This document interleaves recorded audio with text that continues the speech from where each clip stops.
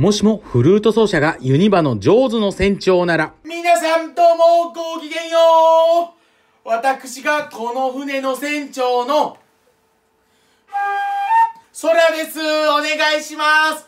昔この村では巨大なサメに襲われずという事件が多発してたんですが、今はもう安心安全のクルーズをお楽しみくだあれー。